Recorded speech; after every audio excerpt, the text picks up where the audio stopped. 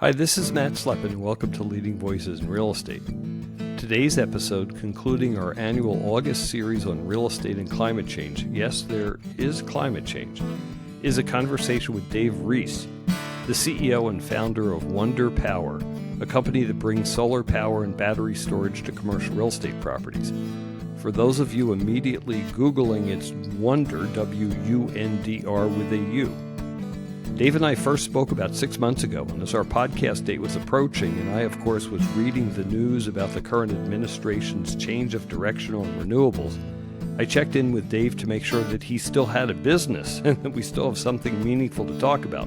Spoiler alert, although Dave is an advocate for renewables and the importance of a clean energy future in fighting climate change, he's still quite bullish on the future of solar and his company. And he makes the case for the free market as compared to the complexity of government subsidy programs. A much more positive review than I'd expected, and a compelling case that solar, in the commercial realm, has indeed reached liftoff velocity, so it's less threatened than I'd fear from Trump's actions on renewables and climate change. Please enjoy the show. We have a great series of conversations planned for the fall. As always, if you have a few minutes, please rate our show in your podcast app, and please follow and subscribe to the show and share your favorite episodes with colleagues and friends.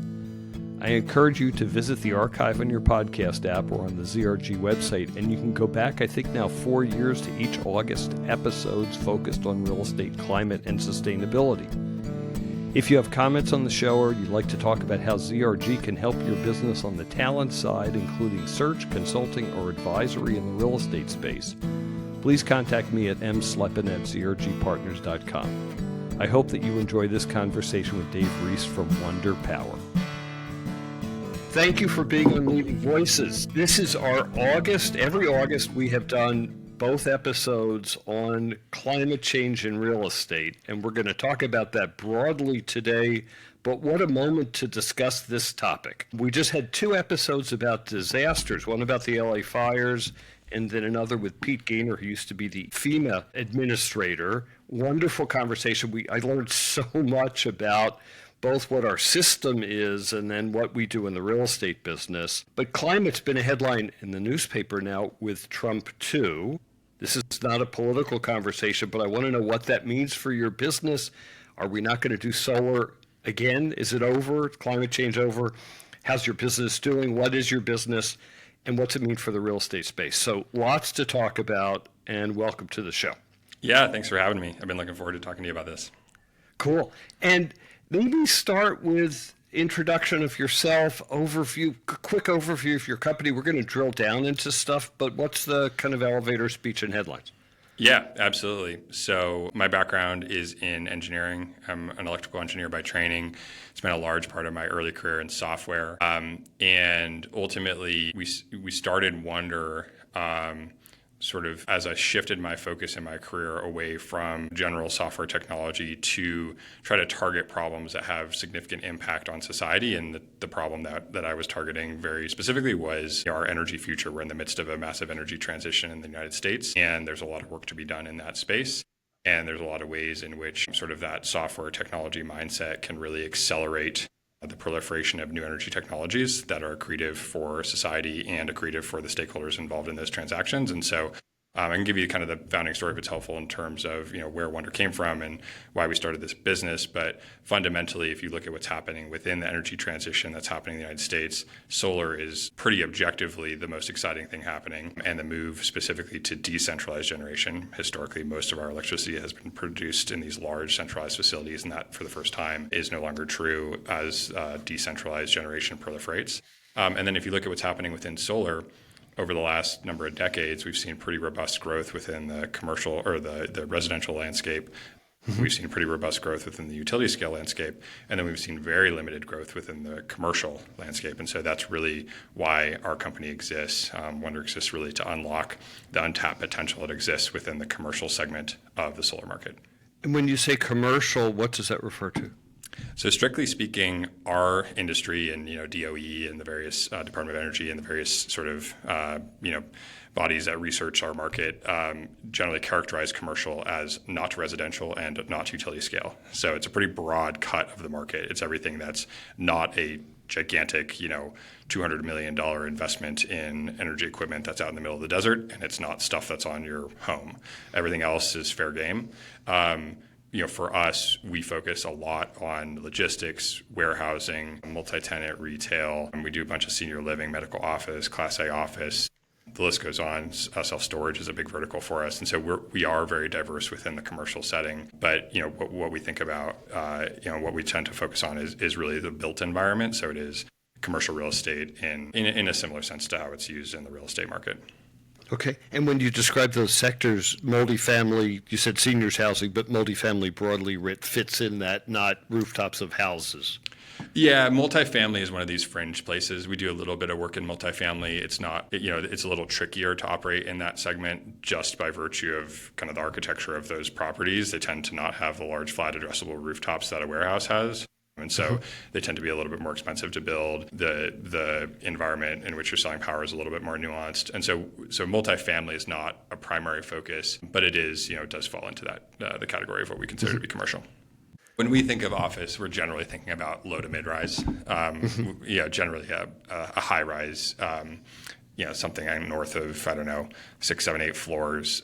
You tend to have, a lot of that rooftop space occupied by HVAC, and just the energy intensity of those buildings as you start to add floors, makes the amount of energy that you can produce on the roof sort of inconsequential in the context of the broader building. And so that's why you don't really generally see a whole lot of solar in, Manhattan's, built up kind of, downtown environment or whatever. We do have a couple of systems that are in downtown San Francisco, which we're very proud of. They're very cool systems, but it's not sort of the lion's share of what we do. It's not the lion's share of the addressable market. Objectively, the offset in that context is pretty modest. We're not, a lot of the properties that we address, we're offsetting something like 90% of the energy demand of that property. That's not the case in this context. This might be more like we're offsetting, one of the floors or something like that. Fair deal. Although a 40,000 square foot 5-story building describes most of the office buildings in the country, so there's a lot of use cases for that and a lot of opportunity in that building type all over the country. We don't need to talk about office versus industrial, but there are a lot of rooftops in the commercial real estate business, and you're describing that, and that's your market. That's exactly right. And when I talked about sort of the founding thesis of the business is really to try to accelerate penetration of renewable energy into the commercial market, one of our essential observations was this discontinuity that exists between where commercial solar development tends to happen historically and where the total addressable market is. And so I'll make some broad generalizations here, but in general, historically, commercial solar has targeted multi-million-dollar energy systems.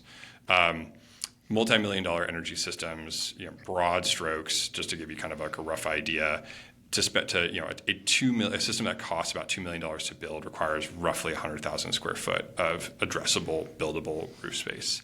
And as people in this market are well aware, 98, maybe 98.5% of all commercial properties in the United States have a floor plate that is well inside of 100,000 square feet. And, it's sort of mid-90s, 94, 95% have a floor plate less than 50,000 square feet. And so you really can't get to high levels of penetration focusing on multi-million-dollar systems. The opportunity is really at the smaller end of the continuum. You have to be able to cost-effectively service properties that are in the 10, 20, 40,000 square foot zip code. That's where not most of the market, that's basically where like the entire market is for all intents and purposes. And so the reason that this market, the commercial solar market, has targeted those multi-million-dollar systems has everything to do with the cost structure that has historically been prevalent in deploying assets in this market. And that is to say there is a fairly consequential amount of fixed costs. And so what you'll hear within the commercial solar market is, why would I develop a $1,000 system when I can develop a $2 million system and generate much thicker gross margin? The answer is scale. That's our answer anyways. The reason you want to be able to address these smaller systems is because you can do thousands upon thousands of those systems, and there really just is not that much TAM at the larger end of that continuum. And so Wunder focuses on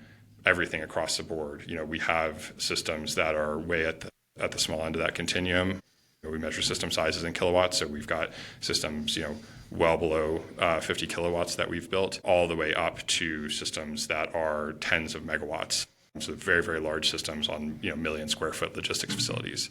And the cost structure that we have and that we run internally is fundamentally what enables us to profitably and cost effectively service the small end of that continuum. And of course, that makes us all the more competitive at the large end of the continuum as well.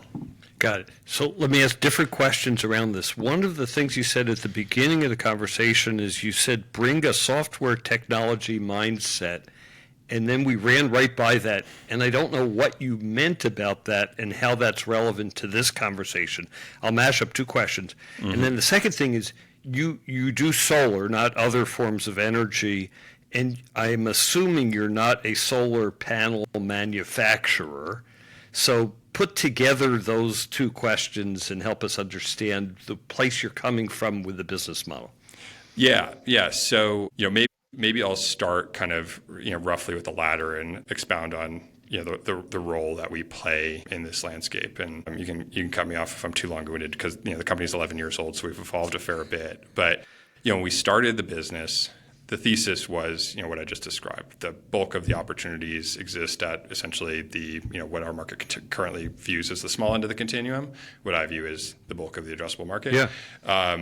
And most of what was getting done was at the large end of the continuum. And so there was fundamentally, back in 2014 when we started the company, there was an access to capital problem where there weren't a lot of financiers in the market who had an underwriting methodology that worked in the sub-$1 million CapEx system size range. And there were a couple issues with that. Number one was the transaction cost of financing, of underwriting, was prohibitive. And so, just the fees that you would have to pay to get financing on a $500,000 asset were problematic for solar developers at that time. And then the other was more of a credit issue, which is that most of the capital that was flowing into assets in this space was flowing on the basis of investment grade offtake credit. And so, from a traditional sort of credit underwriting standpoint, one of the primary risks that tends to be evaluated is sort of the payment capacity of whoever is purchasing the energy from one of these energy assets. And so anyway, back in 2014, most of what was getting financed was systems that had power purchase agreements with the likes of, Target, Walmart, those sorts of actors who had investment grade ratings. And so there's two things that we did initially, which was we brought software to bear on the underwriting problem to reduce our transaction costs to enable us to invest and deploy capital into these, sub-$1 million asset sizes. And we also brought to market a novel underwriting methodology that essentially enables us to underwrite the bulk of the market. Most of the U.S. economy is comprised of what I would characterize as creditworthy businesses, but businesses that nevertheless don't have a credit rating from one of the major agencies. And so we ultimately scaled that financing business. We did about $500 million of lending. We became a pretty big actor in the financing space in this market. And we started to realize that in order for us to really get to very high levels of scale, we were originating at the peak of that financing business, something like $200 million a year in financings. We realized that we were going to have to get closer to the transaction. And that was because our financing team was having to do a lot of work to improve the structuring, fix contracting, basically fix the work that a lot of our developer customers at that time were doing to ensure that our downside was protected and we could effectively allocate capital into these assets. And so you were financing maybe not the most optimal solution to this. You were financing a dumb solution, and you could bring a better solution, and the financing could work better as well. Yeah, there was I think I would bucket it as two fundamental issues. One was sort of a sophistication issue. There were a lot of corners being cut in how contracts were getting set up. And as a lender, we only have downside exposure. And so it was just a bad scenario because we were going to our customer at the time, which was a solar developer, and saying basically, you're doing it wrong. You need to do it this way in order for us to be able to finance that. And that's just a bad customer experience. I mean, anyway, you cut it even, from our standpoint, we were improving the quality of their projects, but from their standpoint, we were just being a pain. And so the other thing we realized, which was probably much more profound, was that most of the solar developers that we were financing were not consistently getting repeat business. So one of the go-to-market sort of premises of the financing business was that we would provide access to capital and then sort of help our customers achieve higher levels of scale, basically bring them the capital that they needed to do higher and higher volumes of transactions. And what we saw really consistently was that our customers, these solar developers, were selling a transaction to a commercial real estate owner, and then they're putting that commercial real estate owner through the ringer. And then, surprise, once that thing was done, or if it ever even got done, those commercial real estate owners were not all that excited to do follow-on transactions. And if you know anything about commercial real estate, you know that it's overwhelmingly owned by institutions. And so if you want to achieve scale, you got to deliver a product to the market that commercial real estate owners want. Shocking. Also, you have the revelation. wrong customer. Your customer is a developer. Your customer could be the end user, and then you have a business. That's exactly right. And so, I mean, the wrinkle there is, of course, it's a lot more complicated to do everything. But ultimately, that was the answer in order for us to get to scale. And so about kind of 4 or 5 years ago, we really started to evolve the business, and we essentially vertically integrated. And what that means to us is that our customer is now the commercial real estate owner. So we are still a financier in this market, but we exclusively finance our own transactions. We no longer finance any type of third-party transactions. And we are highly committed to delivering a very high-quality experience to our commercial real estate owners, first of all, because that's a intelligent way to run any business, but second of all, because we know that in order for us to get to scale, we need to be delivering a product into the commercial real estate market that commercial real estate owners are excited to say yes to, right? We're delivering incremental value to these properties, but we can't impose a whole lot of pain along that pathway. We need to limit the risk that we expose our commercial real estate owners to, and we need to deliver something that is an easy yes when we say, okay, we did the first 5, let's now do the next 50. And so that's proven to work really well. Obviously, like I said, the challenge, of course, is that we've got a lot of work to do under this roof, from first touch with customers, property evaluation, portfolio assessments, developing strategies for deploying these things across their portfolios, all the way through to, permitting, development, construction management, and then operations. And, that's, again, one of the things that's really been important to us is to maintain incentive alignment front to back. And what that means is that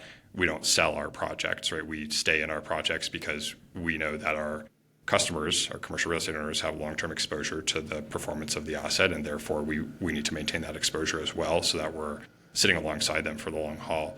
And so that's sort of where we exist in the value chain. To address your manufacturing question directly, no, we don't manufacture any of our own equipment. We source equipment from a number of OEMs, and we don't do any of the labor associated with the actual build. That's all subcontracted, but we do a lot of the development work, permitting, engineering, design, that sort of stuff in-house. Either that or we closely manage it. And front to back, we're very, very involved in the details on these projects, because ultimately it's managing the details that enable you to extract cost, which of course is what enables you to deliver higher value to your customer. So let's take 2 themes from that. One is products, and I'm assuming the product that you're putting in winds up being a combination of like solar panels and batteries, and then the things that connect that to the building. And then the other side of it is a financial structure. So talk about both ends of that so we get a sense of what the components of the hardware is. Maybe there's a software thing in the middle, and then what the structure is, because that's the most important part, because that's where you started. That's right. That's exactly right. So just to put some meat on the bone in terms of what we're doing, in most contexts, what we're doing is we're deploying a bunch of flat glass panels on a rooftop that have this curious property that enables them to turn photons from the sun into electrons, right? And so we generate power. That power is then sold. And there's a number of ways that we do that. Sometimes we're selling power to the tenant. For example, I mentioned senior living as a vertical that we've had some success in some of those cases. And other types of owner operated scenarios, we're selling power to the property owner who also occupies the property. In other cases, we're selling power to the grid. There's a couple of regulatory constructs that in certain markets enable us to sell power off-site to people who are power consumers in the utilities jurisdiction. So suffice it to say that we are responsible for selling the power. And then the revenue from that power, and this gets to sort of your question about what is the product from the commercial real estate owner standpoint. The product is NOI, right? And so the form that NOI takes typically is roof lease income. We are structure agnostic, so we work with some of our customers who want to directly own these assets. But most often, we find that it is most appropriate for customers to benefit from the deployment of these energy assets on their properties through NOI uplift that's delivered in the form of lease rent. It's from a REIT standpoint, it's conforming revenue. It's sort of it's a natural fit in terms of how they think about their business. And I think most operatively, while over the long arc, if you look at this on a 10, 20-year time horizon, I think an increasing proportion of commercial real estate owners will start to own these energy assets.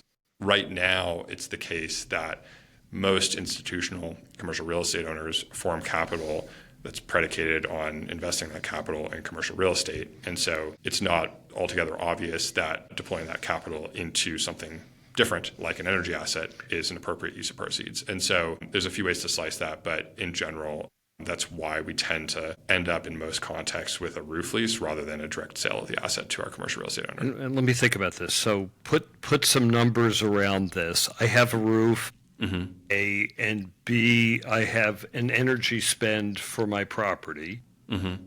You're renting my roof, and then you're selling me energy cheaper. So what's the net benefit to that structure? I understand that you're taking the capital off the hands of the real estate investor so they can do real estate, because we like a capital stack, so you're not part of the capital stack. But what's the net in terms of what those numbers mean? And there also might be a tax or structure implication to it being structured this way as well. Yeah, so I think let's keep it simple. There's a few inflections of this structure, but for the sake of simplicity, most often we are not selling power to the property owner. Most often we're selling power to somebody else. And so the benefit, to answer your question, the benefit to the commercial real estate owner is lease income. Got it. If that makes sense. So we're leasing the roof, we're deploying equipment on that rooftop, and the way that we service that roof lease, the way that we generate revenue to pay that roof lease is through the sale of energy to some entity. In most cases, that entity is a third party, somebody who's off-site, or is a tenant.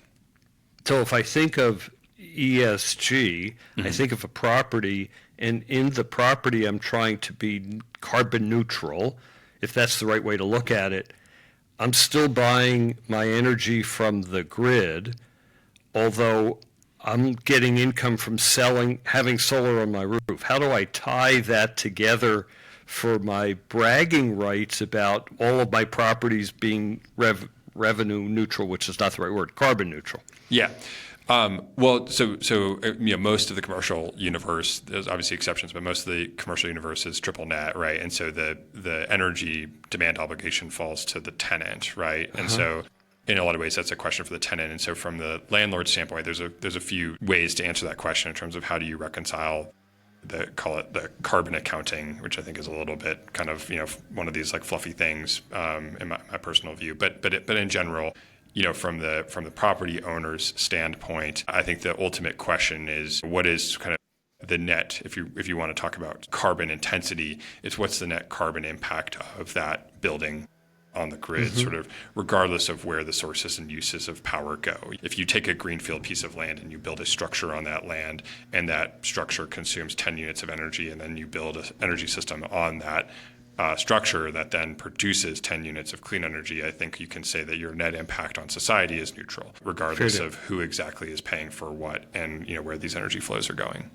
Okay, and a couple of last questions here. It's a commodity that you're putting on the roof. The solar panels are totally commodified at this point. They're being produced. I have a bunch of them upstairs here, and I have a battery.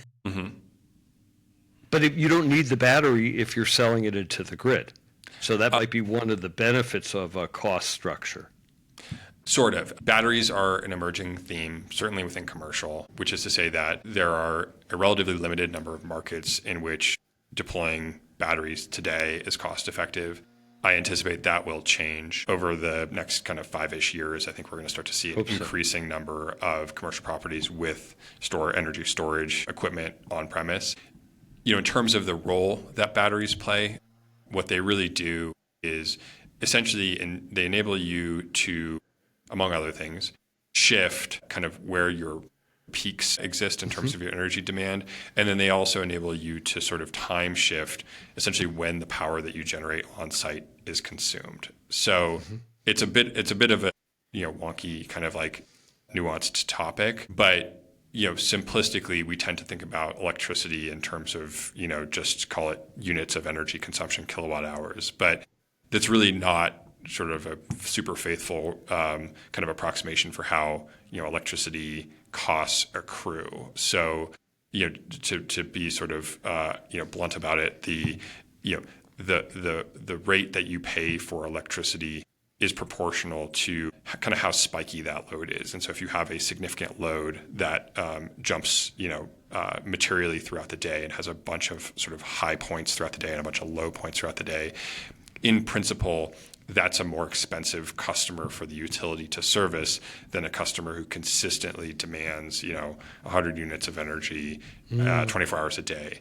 And so, again, the battery enables you to do a number of different things, but it enables you to essentially move your energy demand and production in the time domain, right? It allows you to kind of place where you're consuming and where you're generating in a more strategic way.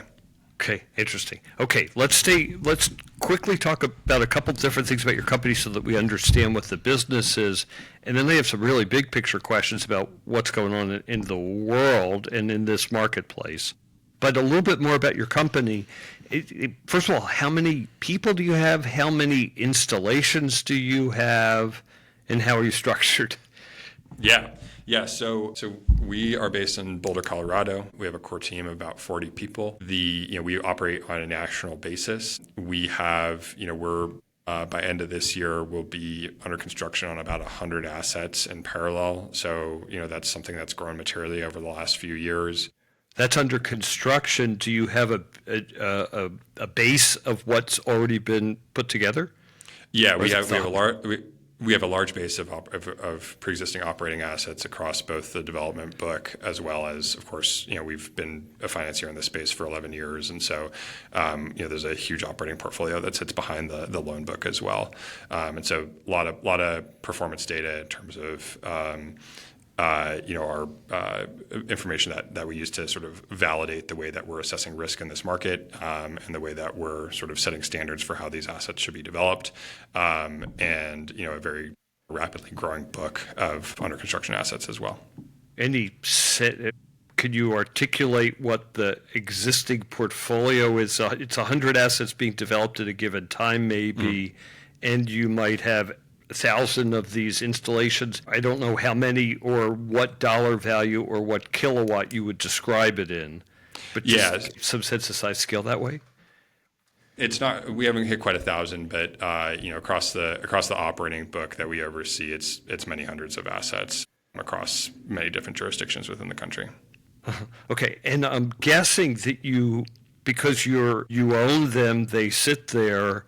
You have asset management, but asset management's probably pretty light because these things work themselves. They don't require a lot of maintenance. There's no moving parts. That is exactly right. It's at least the way that it should be. So this is a point of contention. A lot of my peers in market complain about asset management being a real thorn in their side. We don't have those problems. Our assets, have proved to be very, very high performance. And that comes, I don't know exactly what to attribute that to other than the fact that we are wildly detail-oriented with respect to commissioning these things and ensuring that they're built properly and that we're not cutting corners at build time. I mentioned earlier, one of the things that we are deeply committed to is incentive alignment. I just fundamentally believe that incentives ultimately really are the best predictor of the type of result that you're going to get over kind of a long arc. And one of the things that's very prevalent in our market is that there's a lot of transacting on these assets. And so a lot of actors in our space view these distributed energy assets, these commercial solar assets, as kind of securities, if you will, as trading cards, right? Where, they think of, you can approximate these things as a stream of cash flows that you can, securitize and refinance and do all this financial engineering with. And, while that's true from a financial standpoint, the fact of the matter is that, the underwrite only works well if you can make certain solid assumptions about how that asset is going to perform over a long period of time, how that asset is going to produce energy over a long period of time. And so when you have a dynamic where the person who signs the contract with the commercial real estate owner is different from the person who builds the asset, who's different from the person who then owns and operates the asset, you have this dynamic where nobody has that sort of long-term view from the beginning, and you end up just structurally with corners getting cut and so on. And so I've been, there have been a number of my peers who have asked me to consult with them on how we get portfolio performance to the level that we've achieved here at Wunder. And, there's not an easy answer to that question other than, this model of transacting on these assets, acquiring assets from developers for these sort of, asset aggregator models. It's just fundamentally broken because the incentives aren't aligned properly. You're saying one thing, I'm thinking of a whole different subject relating to the same words you're using. So the one thing I'm thinking of is the asset, meaning the building gets traded by an institutional owner. They do a value add. Maybe there's no reason in a 5-year hold to do this with you, or maybe in a 5-year hold you're increasing their value and ability to sell it, or it's a bigger hassle to sell it. But real estate, I think you're talking about the rooftops trading. That's right. Yeah, I'm talking about the rooftops trading. In terms of, if you want to shift gears and talk about sort of the trading of the underlying real estate, that's something that we work very hard to make sure we are, accommodating, to say the least, right? One of our premises is that the value proposition that we offer to commercial real estate owners is accretive, but it's not the primary business. The primary business is and will always be commercial real estate. And there's a whole bunch of different models. Some commercial real estate owners have a long hold strategy. Some have a short hold strategy. There's opportunity funds that are buying properties and investing in them and then flipping them. And there's no right answer. There's a whole bunch of ways to run a commercial real estate business. And so from our standpoint, we want to sort of stay out of the way of that primary business and allow our customers to do exactly what they want to do when they want to do it. And so the way... Have you found that you're more friendly to a long-term holder, let's call it a REIT, or are you more friendly to a trader, let's call it an opportunity fund or a value add player? I would say both. Agnostic. We're agnostic. We support both. To this point, it depends on who your audience is, but increasingly, I think the commercial real estate market is coming to realize that there is real value from having an on-premise energy strategy. And so there is a debate that has been happening for the last few years around how should you value a roof lease that's backed up by an energy asset. The conservative folks will say you value it at a DCF. And the folks who have a slightly more holistic view of the role that energy plays in the context of commercial real estate will say that you value it at cap rate. I obviously am of the latter view fundamentally because energy is an attribute that is going to be endemic to that property for as long as that property is going to exist. And so having an energy asset on that rooftop, I think, is as valuable as any other feature that, serves to attract tenants, right? Whether that's location or whether that's, a logistics setting, the clear height or, the loading dock configuration or whatever it might be, right? And so it's a fundamental character of that property. And that's maybe a segue into talking a little bit about sort of where this goes over the long term from a commercial real estate strategy standpoint. But I think we're at the very early days of that. Okay, let's go backwards for a minute. Sure. Yeah. If I'm two things. One, if I'm putting you on my rooftop, is it harder for me to do every 15-year roof maintenance, or are you trying to pay for that? So how does that affect my normal maintenance turnover structure in terms of roof leaks, roof maintenance, replacement? We pay a lot of attention to what we call roof EUL, estimated useful life, when we deploy an asset. A lot of times we're deploying on a new roof, not always. Generally speaking, if the roof has more than 7 years of useful life remaining, we can deploy on top of it. And then basically what happens when that roof needs to be replaced is we decommission the system, pull it off the roof, we re-roof, and then we reinstall the system. And the cost associated with doing that removal of the system and the reinstallation of the system is contemplated in our financial model. Meaning, does the owner then pay you something extra during that time period because it's their decision when to do it versus it's in the lease structure? Yeah, so short answer is no. Basically, the way that it works is that there is a cost associated with the removal of a solar asset and the reinstallation of a solar asset to facilitate the roof replacement. At the time that we establish a transaction, we can structure it either way. So either we can bear that cost, which is fine. We do that a lot of times. We're happy to do it, or our commercial real estate owner can bear that cost and on basically a cost basis, so a reimbursement of that cost. And the implication, of course, is that if our commercial real estate owner bears that cost, we can pay a higher lease. So we can offer higher lease rate if that cost is borne by the commercial real estate owner, or we can reduce the lease rate slightly. It's not super material, and we can insulate them from that risk. Okay, different question. If you're on my roof, you might sell and trade these assets, or you might go out of business, because a lot of companies like yours, when I think about it, go out of business. I think actually the company that sold me my solar on my roof has gone out of business 10 times. They're like Turkish rug salesmen. I don't know about that. Sorry, Turkish people. But any comment to that? This is a tradable asset, right? It is a tradable asset. That's correct. I mean, the first thing I'll say, which is, not what I would underwrite to, but is that, Wunder is architected as a business to take a long view. And we make decisions to ensure the longevity of the business. We are not here to be a flash in the pan. We are here to be a catalyst for the energy transition within the United States and hopefully globally. I would love to undertake a global expansion in another 5 years. We got a lot of wood to chop in the United States, so we'll save that for another day.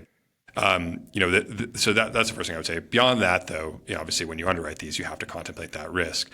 And so the way that we set this up is when we operate these assets, we are essentially paying ourselves what we view as a market operations and maintenance fee, right? And so in the event that Wunder were to no longer exist, the revenue stream, or I should say the payment stream necessary to pay a third party to step in is sort of already contemplated in the way that we've structured the financing for our assets. I think the other thing that I would note is that our capital, the capital that we use to finance our assets, comes from Blackstone. And so while it's important to us to have those structures in place, you can bet that it's important to Blackstone as the capital that sits behind these things to have those structures in place as well. And so that's ultimately sort of how that risk is addressed. But we intend to be around for a long time, and we're making decisions with the long view in mind.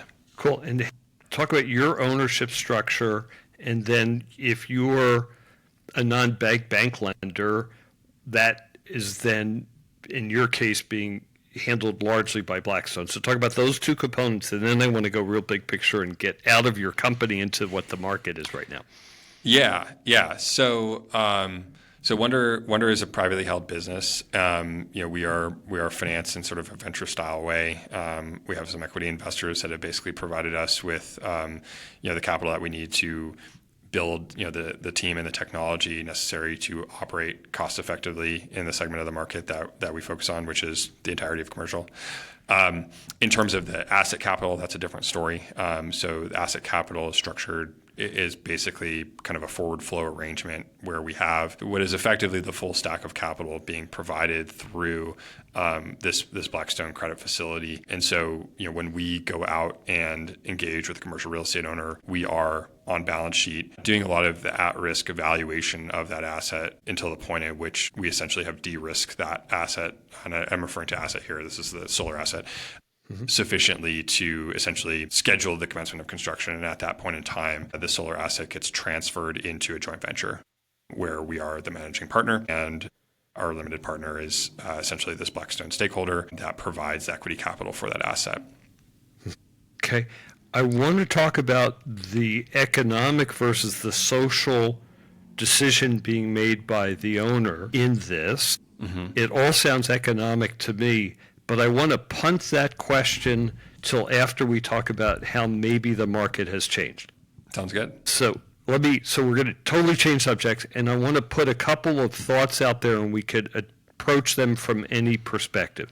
So one is U.S. government. We had Biden, who put a lot of money and a lot of incentives into decarbonization, and that drove the market in certain ways, I think. And now we have Trump too coming in and taking all of those incentives away and disappearing climate change, which is really interesting. I would like to disappear it.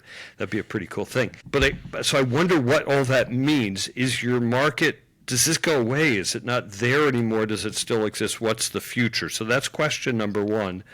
Question number two is, what are the overall drivers of the market? And one thing I've seen as a total shift in the last year and a half has been, before AI, it looked like we were going in a good direction of less energy usage per capita or something. But now post AI, or in the AI era, now it's, oh my God, we're going to have so much energy need. So think about the two questions about government, the pre-Trump and then Trump, and what that means for your business. And then what's the demand cycle around this? Because I read nothing else. It's a big deal. Yeah, so there's a lot to unpack there. Yeah, so take it. Where should we start? Should we start with sort of the federal government impact? I think the federal government impacts it. Well, no, let's not. So first of all, what was the overall energy market and need for energy, and where did solar fit into that in the real world? Because the real world's different than the government world. Yeah. And AI is going to blow that up. So just talk a little bit about that as the backdrop for this. Yeah, great. So let's talk about that. So we can go fairly broad here, and let's talk about kind of the human civilization as a whole. So historically, right? Like if you look at kind of the entirety of human history, economic growth and energy intensity have generically been coupled. Like as we are more productive as a society, we consume more energy, and this becomes a trend. In sort of the post-industrial era, that's pretty clear. If you look at most of the 20th century, we see a really tight coupling between GDP growth and energy intensity broadly, inclusive of electricity intensity, which is of course a subset of our energy landscape. That coupling broke in the 90s, essentially. In the 90s, the United States started to shift, at least in the United States it broke. In the 90s, the United States started to shift towards a service-based economy where we started to divest of manufacturing. And through the aughts, a lot of that manufacturing was pushed offshore, obviously specifically to China. And that really changed in a lot of ways the composition of where energy demand was coming from. During that time, we also became, as a society, more energy efficient. So whether you're talking about LED light bulbs or you're talking about building standards, it was a period of time where we were doing more with 1 unit of energy. And so we had a period really for the last 2.5 decades where electricity demand, energy demand broadly in this country, but electricity demand specifically was incredibly flat. Very, very, very low levels of growth. We're talking about 0.1 of a point, multi-year CAGR basis, very, very low levels of growth. And that's changed as of the last couple of years. So we started to see FERC does, the Federal Energy Regulatory Commission does forecasts of electricity demand in the United States. And we started to see kind of aberrations showing up around 3 or so years ago where we started to see uplift on electricity demand for the first time in a long time. And I think it's important to kind of temper the AI thing. It is absolutely a factor. I mean, these hyperscalers consume astonishing amounts of power. But I think it is important to recognize that as a country, we also consume astonishing amounts of electricity and astonishing amounts of energy more broadly. And so the primary factors that are driving an increase in electricity demand in the here and now are reshoring of manufacturing. So I wouldn't say that we're necessarily moving away from a services-based economy, but we certainly are bringing a lot of manufacturing back. We're seeing a lot of building systems electrify, so move away from hydrocarbon-based heating sources towards electric heating sources. And one of your comments here, this overall trend of energy usage is electricity usage, not overall energy usage. So therefore, electricity is being more used because I now drive an electric car and that's sucking the grid versus my gas car. Yeah, the energy demand, so there is energy demand growth, and the energy demand growth is disproportionately centralized in electricity. So we're seeing that's really the profound trend, is that electricity demand is growing. I mean, broadly energy use is growing, but electricity demand is growing much more quickly. And so there's a few other things. So like I said, building systems, climate is a factor. So just rising temperatures, plummeting temperatures in the winter, the sort of more extreme weather is causing increases in electricity demand. And then also fleet electrification. We are seeing for the first time transportation moving towards electrification, and of course that's putting upward pressure. And I don't know if I've already mentioned data centers, but that is a big factor. But it's one of a number of factors. So it's not like the thing that's driving electricity demand. It is a piece of this puzzle. And so you have this confluence of events which gives rise to electricity demand increases in an era where the incumbents, whether you're talking about Department of Energy, whether you're talking about the independent system operators that operate the grid, whether you're talking about the utilities or the independent power producers, just as a society, we're not set up to build large amounts of new centralized generation. We don't have the supply chains for it. We don't have the permitting processes for it. The rate at which we were building new centralized generators in the 1950s is just not something that you can kind of flip a switch and turn back on. And so that's not to say that in 10 years we won't be at a different place where we're rapidly bringing on new generation. But what I can tell you is that right now we're seeing very rapid electricity demand growth, and we're not seeing a consummate or corresponding increase in supply growth. And so obviously if you have supply growth meaning centralized generation, I think of a new power plant, and the question is also to a different question: how do they get to be somewhat green? The generation of electricity could be somewhat green. It's hard to have an internal combustion engine that goes green.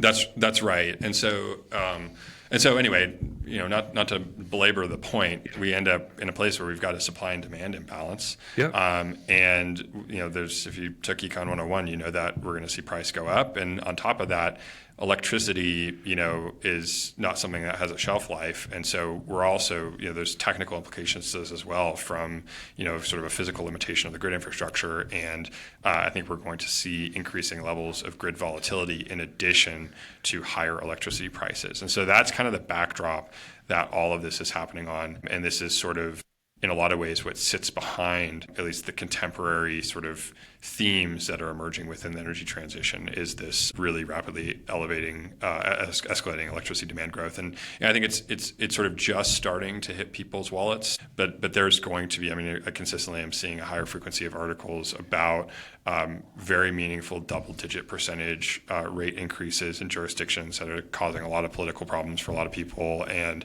I think we're going to start to see basically higher and higher levels of sensitivity to that OpEx line, whether you're a family or whether you're a business that that consumes any consequential amount of electricity whatsoever. And in this conversation, so it's interesting, one comment you've said is grid volatility, and that's different than price. And the volatility, we've seen incidents of volatility that matters and hurts here, so that will continue. And we could geek out on this stuff and distribution grid and all that, but that's not for our conversation. But if you think of centralized power options versus decentralized power options, you come into the decentralized component of this. That's right. Okay, so with that backdrop, and then we'll come back to AI and data centers a little bit at the end of the conversation, but with that as backdrop, what did Biden try to do, and how did that affect your industry and commercial real estate as users? And then what does Trump's, I have to say, just shutting that down, what does that disruption mean to your business and our business as commercial real estate owners? Yeah, totally. So, obviously, I think it goes without saying that the Biden administration was endeavored to be very supportive of the development of renewable energy and domestic energy. And, we're seeing a sort of a different posture from the Trump administration. That's kind of stating the obvious. I think what's much more important is to understand the impact. And obviously, these are big systems, and it can be a little tricky to make broad generalizations about net what the impact of X versus Y versus Z is. But I think there's a couple of things that I would highlight. So maybe I'll start by talking about the beginning of 2025. Every year we do a retreat with the company, and I talk to the team about some of the macro themes that we're seeing in the world, and obviously going into January of 2025, I was getting a lot of questions around, okay, what does the incoming Trump administration mean for us, and so on. And so what I did is I put together a chart for the team that maps the growth of distributed generation, which is dominated by solar, and I mapped that against presidential administrations. And so you see the various different administrations come and go, and what you see in distributed generation growth is pretty consistent. You can't pick out where the administrations begin and end. And then, I also mapped that against Taylor Swift's discography, and you get kind of a similar relationship. So, whether you want to use Taylor Swift or you want to use the president, there's not a huge correlation there. And so, whatever, it's not like a totally fair comparison because sure, policies that, Biden may have enacted or Obama may have enacted, take some years to propagate, and it's hard to, sort of kind of filter out, the various different compounding variables that might influence growth or what have you. But I think what my point was really that what we're doing fundamentally is really driven by the energy transition that's happening within the United States, and the energy transition that's happening within the United States is driven by economics, not by what happens in Washington, D.C. And in a lot of ways, what happens in Washington, D.C., I think represents more noise than signal. The fact that distributed generation is cost effective today is not something that Washington, D.C. has any jurisdiction over. It is driven by the value of the electrons that we produce and the free market's willingness to purchase those electrons from us. And so from the time that we started this business, one of the things that I've always loved about it is that, we are a mission-driven company. We do exist to accelerate the rate at which renewables are deployed domestically, but we are also an emphatically capitalist business. One of the things I love about this business is that our success, as measured by our shareholders, is basically inextricably linked from our success as measured by impact. We're not a B corporation, and we don't need to be a B corporation insofar as we don't need to sort of artificially bind some type of positive social impact to what we're doing. There's just no way for us to be a big, valuable company and not have a huge impact, and there's no way for us to have a huge impact and not be a big, valuable company. And so that's one of the things that's been really motivating to me. And that's one of the things that I love about energy is that, these policies come and go, but what remains is sort of the energy reality of the landscape. And I think the only pathway to greening, if you will, our electricity globally is by delivering solutions that are economically superior. And I can say economically superior because there basically are no other dimensions of this commodity, right? You could quibble with me about intermittency and so on, but like in general, electricity is a featureless commodity. The only feature that matters in any way, shape, or form is price. And so if we can deliver an electron at lower cost, we'll win. And it's as simple as that. And that was part of, I take a lot of inspiration from a company like Tesla, where the goal was not to build just a vehicle that was, worse on every other dimension but electric. It was to build just the best vehicle. And so that's really what we're focused on, is building the best electron. And in many settings, the best electron is generated very close to where it's consumed. And it's, generated in a way that has, no input fuel costs, right? We don't have to pay the sun for its photons, which is really nice. I'm glad we don't have to do that. So anyway, all it is to say that maybe getting back to this, kind of exiting the Biden era, moving into the Trump era, our market has been in a bit of a tizzy about one big beautiful bill, and I'll kind of ignore for a second the politics that sit behind it and the politics of bashing renewable energy and so forth, which of course I strongly disagree with. But what I don't disagree with, actually, maybe a little bit surprisingly for some perhaps, is I don't disagree with pulling back on the federal incentives. I mean, the fact of the matter is that 90% of all new generation in the United States in 2024 was wind and solar. It was renewable energy. And so try to defend to me why we need ongoing federal subsidies for an energy source that is as dominant as that. I think it is absolutely the case that we needed these incentives, 20 years ago, 30 years ago. We needed to spur innovation and investment to really bring these things down the demand or the cost curve to make them, to sort of accelerate the time when they could be competitive. But the only way for us to actually make a dent in decarbonizing our economy is to harness economic solutions that really benefit everyone. And on top of that, I would say that while the Biden era administration that enacted the Inflation Reduction Bill and so forth had absolutely, I think, the best of intentions as it pertains to decarbonizing the economy. I really don't think that those incentives are very effective. They come at massive costs, right? I mean, they're in the form of a tax credit. They require I can't tell you how much of that value flows through to lawyers, to auditors, to appraisers, to independent engineers, to like all of these additional disciplines that only are required because of the existence of this incentive. And so, there's Ezra Klein's book, Abundance, that talks a lot about this dynamic and the inefficiency of, these sort of federal and state and kind of the contemporary government programs. And a lot of that inefficiency is embroiled in the fact that these policies try to do really a lot in terms of exactly what behaviors they incentivize, and it comes at a massive cost. And so my personal view, I'll end my rant here in a second, but my personal view is that if you just truncate all of that incentive and just the extraordinary amount of brain cycles that go into monetizing tax credits and dealing with tax investors and dealing with tax indemnities and auditing these things, and you just zero that entirely and allow this market to focus exclusively on cost, just reduce cost, ruthlessly reduce cost, strip out all of this extraneous stuff that we don't need in order to get these things built and built effectively, I think you get to a much, much better result. And so, there's definitely a few, I could steelman a few sort of counter arguments to this view, at least in a few different segments of the energy landscape. But in commercial solar, I don't really have any equivocation about this perspective. I think net, it will have a short-term impact, but over the long term, it's going to lead to a much more resilient market that's going to be better for everybody. Well, first thing is I'm thrilled to hear you say that, because I was going to cancel the podcast. I swear to God, I was going to call you up and say, hey, do we really have anything to talk about? So I'm really happy to hear that perspective, but still let me argue with it and drill down on a couple of questions about that. So one thing is I want you to restate the comment that you made that 90% of all new generation has been renewable over the past period of time. It would just go into that a little bit, because that I had no idea that that's the case.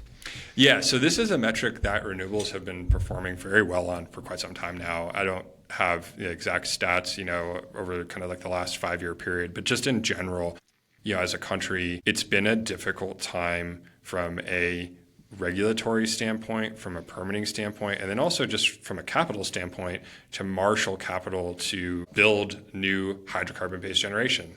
There's a lot of talk about sunsetting. There's as much buffeting as we have on the renewable side of the ledger. There's an equal amount of risk that exists on the carbon-intensive side of the ledger, and so I think that's had a cooling effect on the amount of capital that is interested. If you compare that to maybe 1980 or 1970 or something like that, the amount of capital that's sort of available for investment in new centralized gas and certainly coal generation. Cool. It doesn't really exist at least new forms of that doesn't really exist in the country to speak of today. And so that's kind of one factor there. But then I think that the other is just sort of, you look at some of the other options that we have, and we're, for all intents and purposes, more or less tapped out on hydro. There's not a whole lot of new hydro to be built today. Nuclear, just regardless of what you think of nuclear as a technology, the reality today is that not happening yet. It's just not happening. Could change, but certainly that's the snapshot of today. And so what you're left with is renewables. And renewables, especially distributed renewables, are massively advantaged here, because the amount of cost and the amount of pain that you have to go through to get these things permitted, built, online, interconnected to the grid, and generating power, generating value for society is just on a relative basis much, much lower. That's one of the things I think people don't really appreciate, and this is maybe specific to solar relative to other technologies, is perhaps the defining characteristic that makes solar special is that it scales down. So when you're talking about natural gas, you're talking about coal, you're talking about any type of thermal process where you're burning something to generate basically steam, to run a turbine, those thermal processes benefit from scale, right? To be, the internal combustion engine in a motor vehicle is about 30% efficient.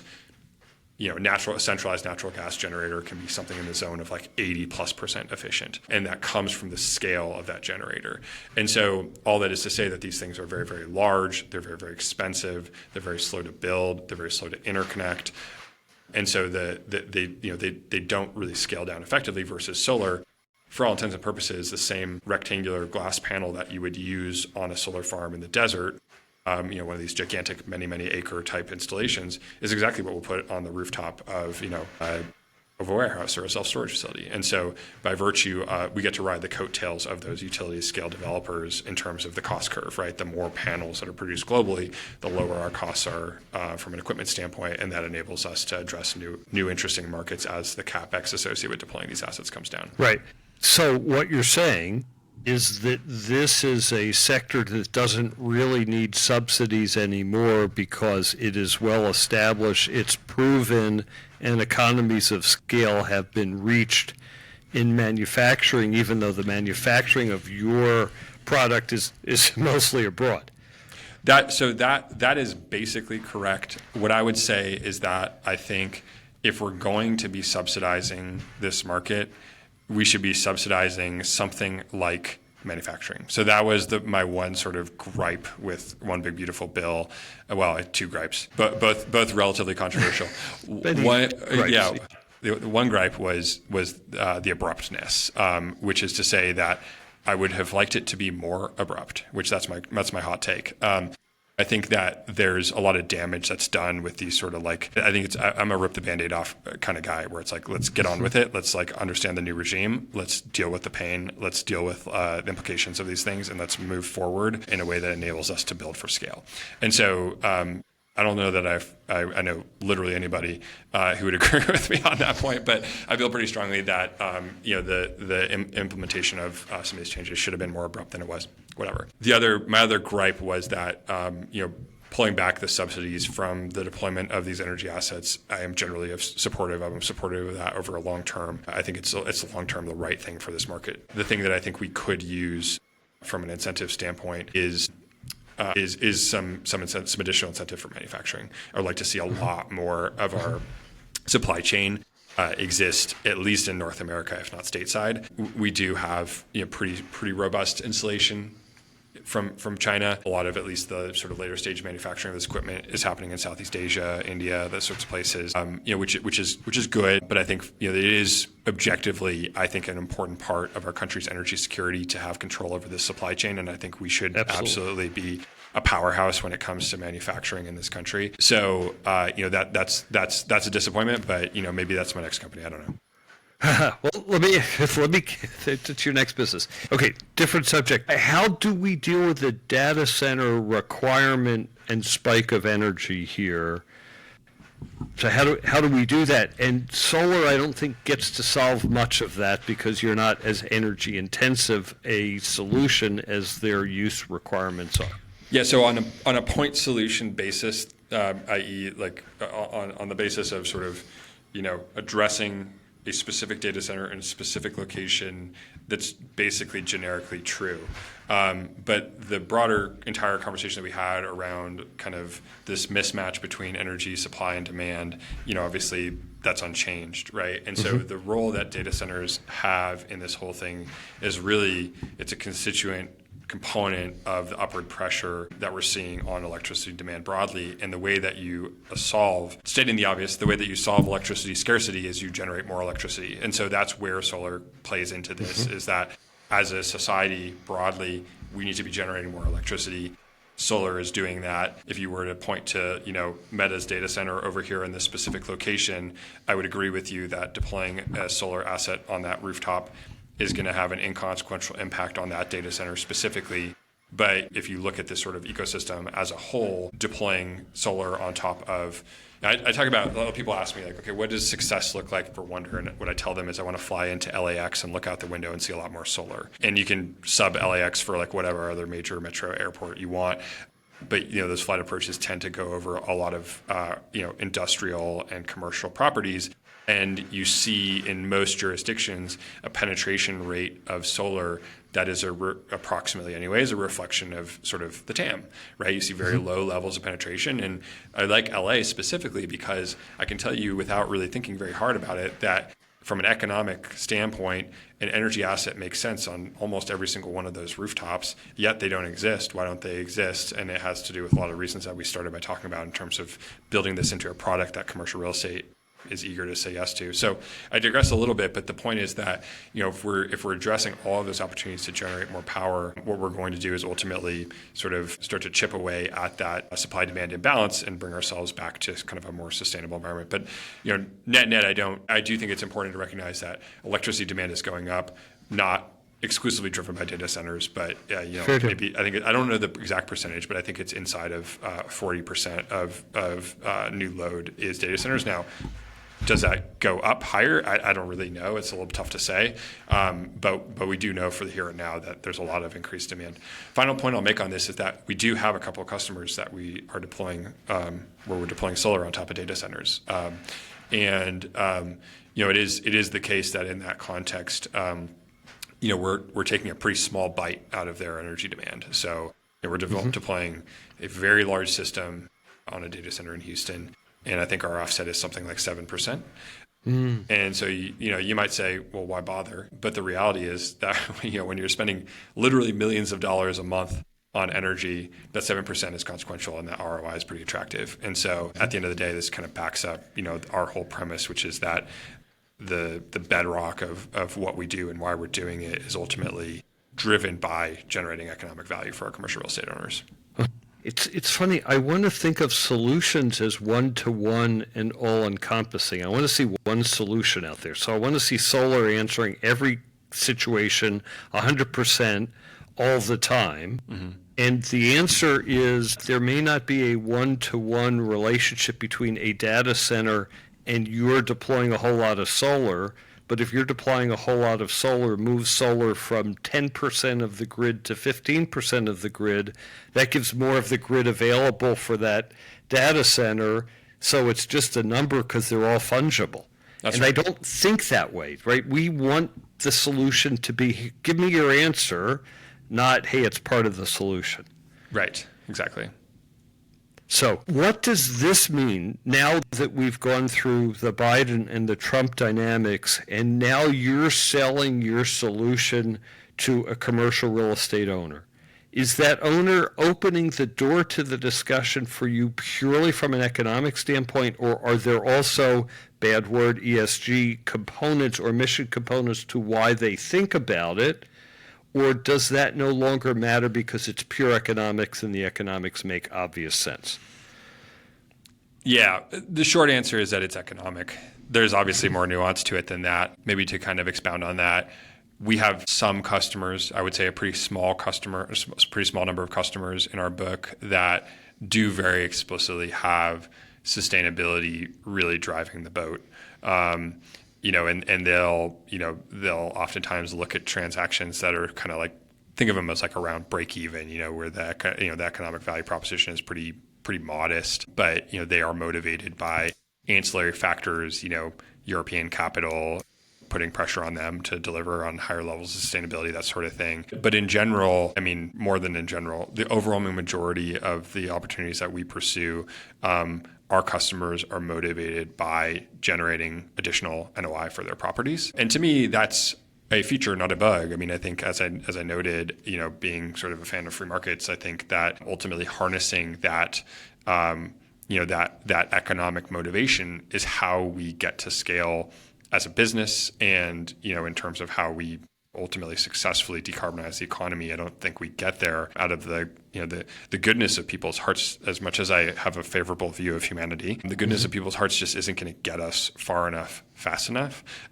We need to be able to deliver returns to shareholders, and that's why a lot of this buffeting that we've seen from the new administration, just in terms of the politics of ESG, the politics of sustainability. It doesn't really faze me too much because I fundamentally believe that the economics speak for themselves, right? And that's ultimately where the proof in the pudding is. And you can, you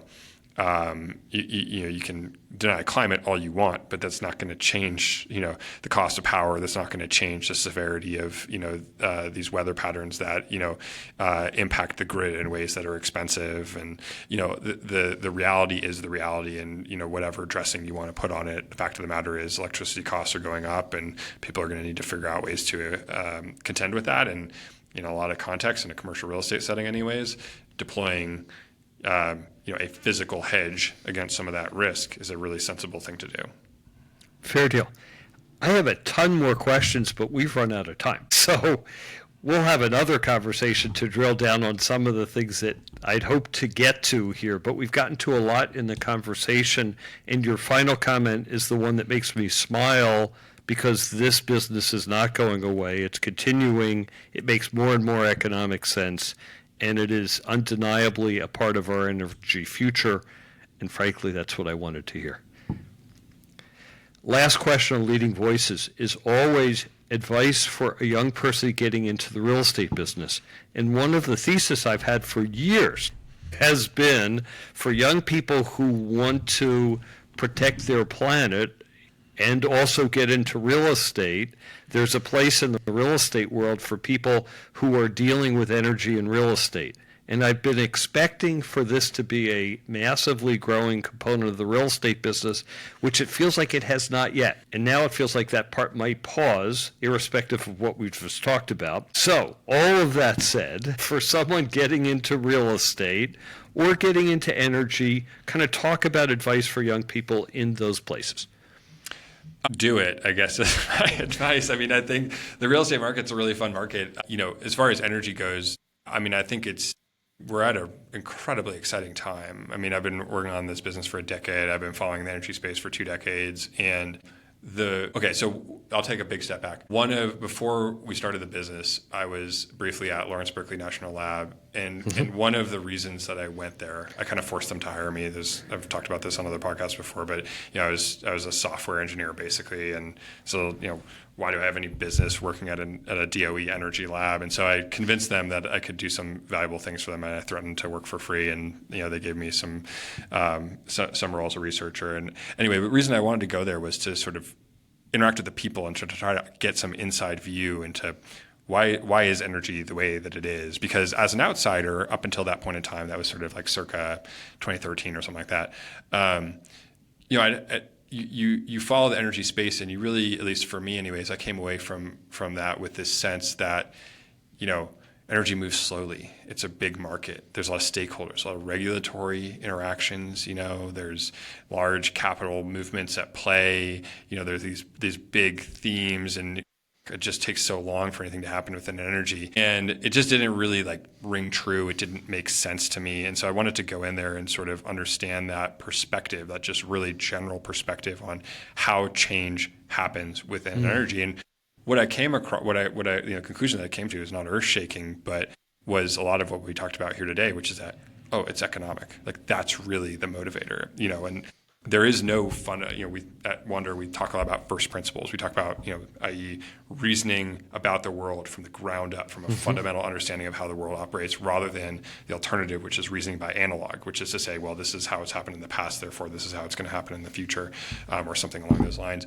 And in energy, there's this sense that things move slowly. I don't think that there's any fundamental truth to that. I think that things in energy move as quickly as the economics incentivize them to move. And so the reason specifically that it's a very exciting time to get into energy is because the economics are changing very rapidly. We've got massive tectonic shifts happening, and that's ultimately going to catalyze massive change, which is just, I think, kind of fundamentally exciting, but also a huge opportunity to push and deploy technologies that will really make the world a much better place for future generations and future of humanity. And so that's ultimately my advice, is that pursuing a career in energy, it's just an incredibly well-timed moment to do it.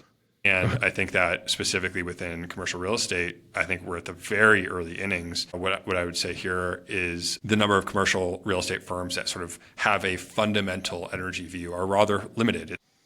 Maybe the cold storage providers, it's certainly the data center folks. There's exceptions. There's a few others here and there.